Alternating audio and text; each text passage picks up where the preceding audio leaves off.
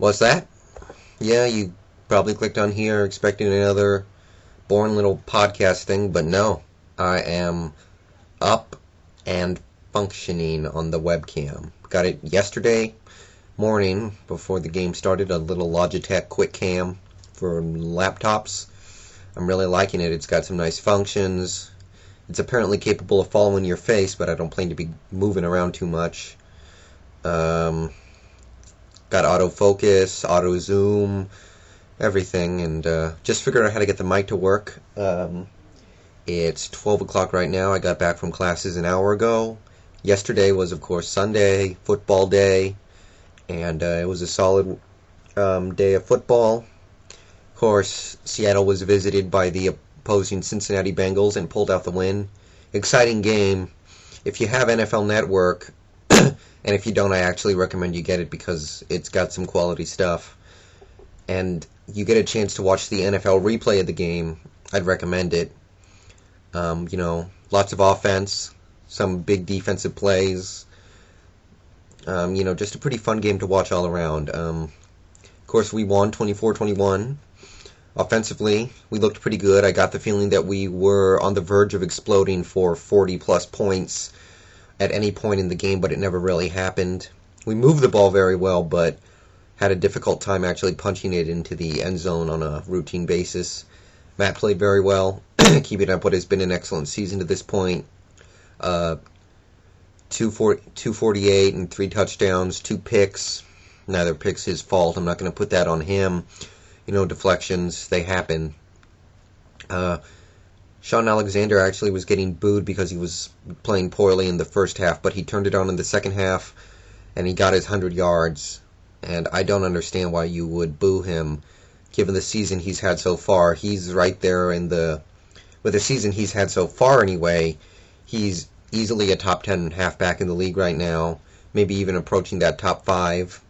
And if you look at how the other high-profile running backs have done so far this year, Frank Gore, Steven Jackson, Larry Johnson, and LaDainian Tomlinson, you got to at least be somewhat satisfied with what you're getting. Receivers played well. We spread out the ball nicely. Branch, Burleson, Ingram, everybody getting involved a little bit here and there. Little worried about Marcus Pollard. He has, one catch in each of the last 2 games.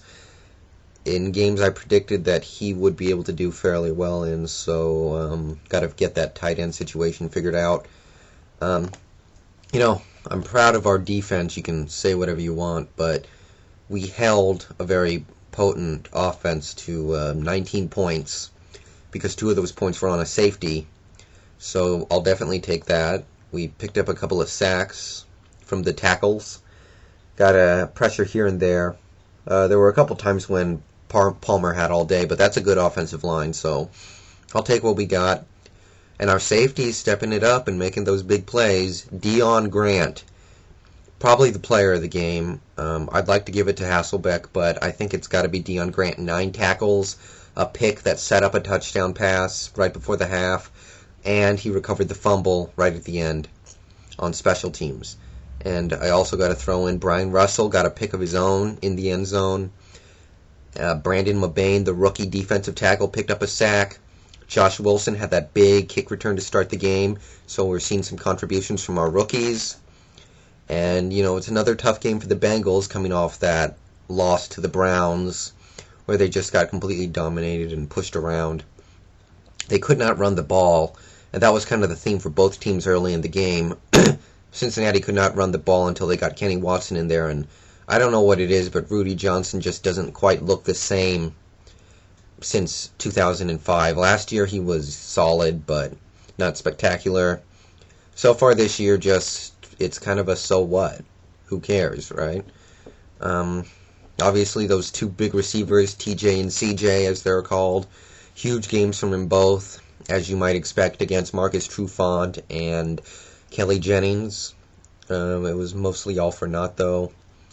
And that, I guess, their defense, better than what you might have expected. They played pretty well against the run for most of the game. They got decent pressure, picked up a couple of sacks, got that safety had 2 picks that, in my opinion, they were lucky to have, but I'm sure they'll be willing to take that.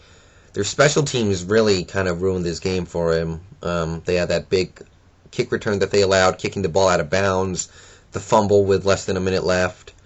So, it was a good game all around for us. We haven't played our best football yet, like I believe Mike Holmes said, but that being said, I'm happy that we were able to come away with a win against a team that, as far as we know, is pretty good. Admittedly, we don't totally know yet. So yeah, impressive win. I wonder where Lofa Tatupu went. He had like 3 tackles yesterday, but off days, they'll happen. That's really all I got to say about the game. So we're 2-1. Going to San Francisco to play the 49ers. I'm going to talk more about that game as the week goes on. But it's really big that we do win this game because it's on the road, but it's a short trip.